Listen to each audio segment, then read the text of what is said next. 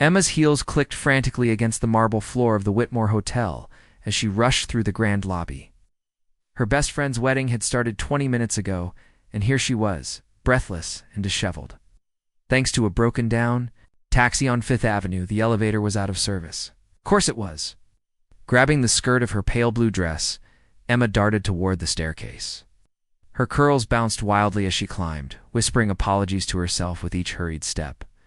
Claire had been there for every heartbreak, every late-night study session in architecture school.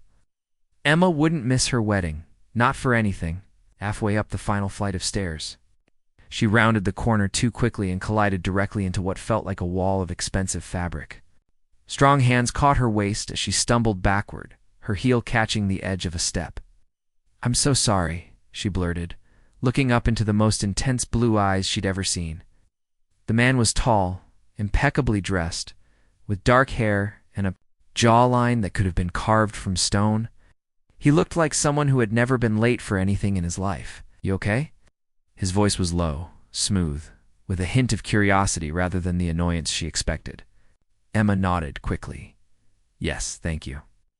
I was just rushing. Wrong turn. Stairs. ... Double quotes. She stopped herself from rambling. He tilted his head slightly, not looking away. "You'll always make entrances like that?" There was the ghost of a smile at the corner of his mouth, and it made her stomach twist unexpectedly. "Only on very special occasions," she muttered, trying to recover her composure. "You're late," he observed, not as judgment but as simple fact. "You noticed?" This time he did smile. Small but genuine. Hard not to. Without another word, Emma hurried up the remaining steps, not daring to look back. But she could feel his eyes on her until she disappeared around the corner. Emma slipped quietly into the back row of the grand ballroom just as Claire began her vows. Sunlight streamed through tall windows, illuminating the sea of pastel dresses. In dark suits, she had made it barely, but as she tried to focus on the ceremony, an unsettling awareness crept over her. Someone was watching her.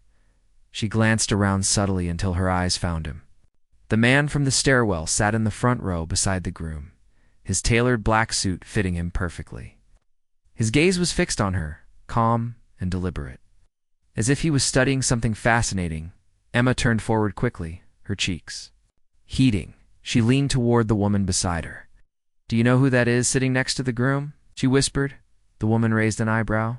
"You mean Blake Harrison?" The name sounded vaguely familiar. "Should I know him?" "You don't?" The woman looked surprised. "He's the CEO of Harrison International, one of the most powerful men in New York. They say he's brilliant but cold as ice. He never gives interviews, never seen with anyone."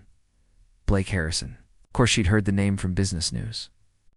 Ruthless, elusive, definitely not the kind of man who should be exchanging glances with clumsy, late wedding guests. Yet here she was, and he was still watching. Throughout the remainder of the ceremony, Emma felt his presence like electricity. In the air, when the couple kissed and guests applauded, she dared another glance his way, was standing, speaking quietly to someone beside him. But as if sensing her attention, he turned his head slightly. Their eyes met again. It was brief, barely a second, but deliberate. Emma looked away quickly, her heart pounding. She didn't believe in love at first sight, but something had shifted in that moment. Something she couldn't name but couldn't ignore. The reception hall glowed with golden chandeliers and the soft clink of champagne glasses. Emma had congratulated Claire, made small talk with other guests, tried to ignore the persistent feeling that she was being observed. Blake Harrison hadn't approached her, but his presence followed her like a shadow. She felt it every time. She moved every breath she took. Needing space, Emma made her way to the bar and ordered a glass of white wine. As she turned with her drink, she collided with someone's shoulder. Red wine splashed across a perfectly tailored black suit like a blooming rose. Emma froze. Of course, it was him. Blake looked down at the stain, then raised his eyes to hers. "Do you always make entrances like this, or is this just a wedding thing?" "I have a gift for disaster," Emma said, reaching for napkins. He accepted one, but made no move to clean the stain. "I was hoping we'd speak again." "You were?" The defensiveness in her voice surprised even her. Most people don't crash into me. Fewer still walk away without apologizing profusely. I did apologize, but you fled before I could say anything else. He gestured toward an empty table. Care to sit? You owe me a conversation. I owe you dry cleaning. Can afford new suits. What I can't buy is good company. Emma narrowed her eyes, but sat down. That's a dangerously charming line for a man who's apparently cold as ice. Blake let out a soft, genuine laugh. Ah, so you've heard the rumors. They're hard to miss when everyone whispers them like you're a ghost. And what do you believe? I believe most powerful men are far more human than they want to admit. Something shifted in his expression, his gaze deepening. What about you? What are you hiding behind that clever mouth and runaway clumsiness? I'm not hiding anything, Emma said carefully. I'm just not used to being interrogated by men in $1,000 suits. Blake's smile was small but real. That's fair. He paused, studying her face. Emma Collins, right? Claire mentioned. You're an architect. You asked about me? Ask about anything that interests me. His directness was both unsettling and thrilling. Tell me something real about yourself, something that matters. Emma hesitated. There was something about his intensity that made her want to be honest in a way she rarely was with strangers. I design buildings, but what I really love is designing homes. Spaces where people feel safe, where they belong. It's probably naive, but I believe architecture can heal. Blake leaned forward slightly. That's not naive. It's rare. His voice softened. Most people in my world only build walls. And what? About you? What's real behind all the rumors? For a moment, his carefully controlled expression slipped. I built an empire because I thought it would fill the empty spaces. It doesn't. The honesty in his admission surprised them both. Emma felt the air between them shift, becoming charged with something deeper than attraction. Blake. A woman's voice interrupted them. A stunning brunette in a designer gown approached their table.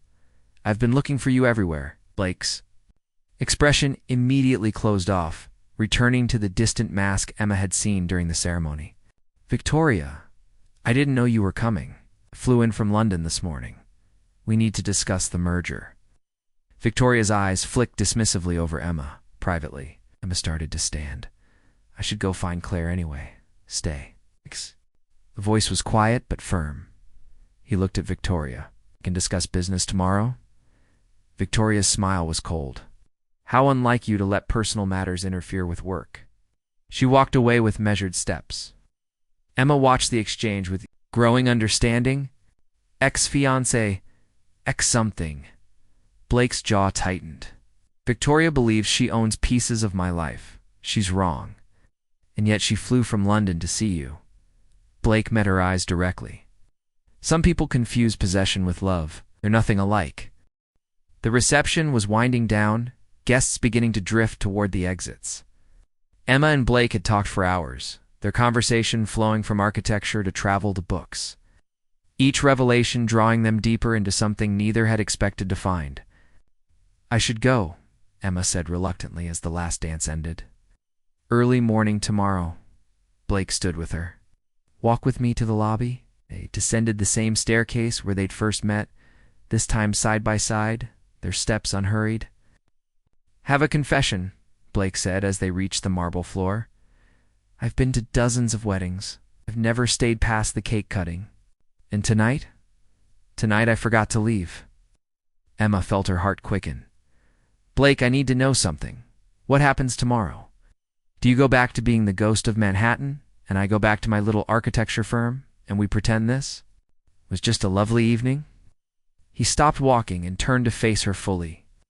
What if I told you I don't want to pretend anything? I'd say that scares me. We're from completely different worlds. The best buildings, Blake said softly, are constructed. When different materials find ways to strengthen each other. Emma smiled despite herself. Did you just use an architecture metaphor on an architect? Did it work? She looked into his eyes and saw something she hadn't seen before. Not the controlled businessman or the distant billionaire, but someone who was choosing to be vulnerable, choosing to hope. Emma. His voice was barely above a whisper. "I've spent years building walls around everything that mattered. But when I caught you on those stairs, when I looked into your eyes, something shifted. I don't want to build walls around this." Emma felt the last of her defenses crumble. "Then don't." Blake reached out, tucking a loose curl behind her ear. "Have dinner with me tomorrow, not as Blake Harrison, the CEO, just as Blake. Let me show you that some foundations are worth building on. Only if you promise not to wear that $1,000 suit." "Deal?" He leaned closer, and Emma's breath caught. "And Emma? Next time you're running late, take the elevator." She laughed softly. "Where's the fun in that?" As Blake's lips met hers, in the quiet lobby where their story began, Emma realized that sometimes the most beautiful things were built not from careful planning, but from beautiful accidents. Sometimes the strongest foundations were laid in the most unexpected moments. 3 years later, guests would gather in this same hotel for another wedding, and the bride would tell the story of how she'd arrived late to her best friend's wedding and stumbled into the arms of the man who would become her husband. Some would call it fate. Emma and Blake simply called it the perfect foundation. The end.